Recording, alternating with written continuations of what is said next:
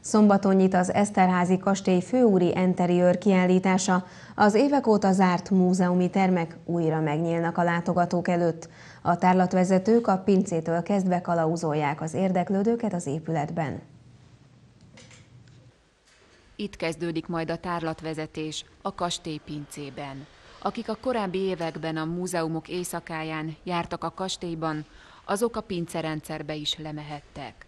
A pince után jön majd a könyvtár olvasóterme, amely az eszterháziak idején kastélykápolna volt. És végig sétálva a könyvtár folyosóján egy csodálatos látvány tárul a látogatók elé, mert belépnek a barokk enteriőrbe, ahol fogadja őket a szobalány vagy a komornyik.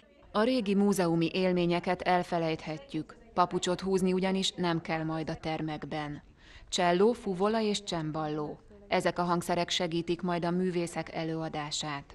Este barokk koncert lesz a Nádor teremben. Eredeti barokk ruhába öltöznek fel, és megelevenítik egy barokk szalonnak az életét.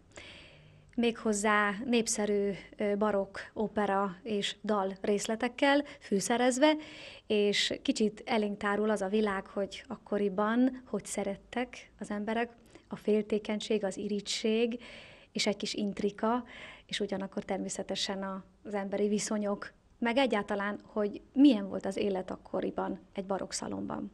Hogy 2011-ben milyen a szerelemmel és intrikával fűszerezett világ, az szombat este kiderül. Amit tudni lehet, a koncert után pezsgős kocintás lesz a Vörös Szalonban. A programokra belépőjegyet kell váltani. A Nádor terem dísze a pápa látkép. Az elmúlt években a múzeum raktárában volt a helye, egy-egy rendezvényhez kapcsolódóan lehetett megtekinteni. 2007-ben, a még felújításra váró Nádor teremben csak a képkeret volt látható. A pápa látképet restaurálták, majd a múzeum raktárában tárolták. Az elmúlt években a múzeumok éjszakája, illetve nyílt nap keretében a nagy közönség ezt megtekinthette, és azt kell mondanom, hogy nagyon pozitívan fogadta, hiszen egy nagyon szép restaurátori munka készült el a pápaképen, de most végre a helyére került a kép. A kép restaurátora Král Éva felvételünkön ellenőrzi a festményt. A termek felújítását követően a nyitásra készítette fel a Nádor terem nevezetességét. Mindösszesen a portalanítás, ami a legfontosabb szempont, és egy végső alakot kap a kép, amitől ismét felfrissülnek a már kicsi elporosodott, bemattolt színek.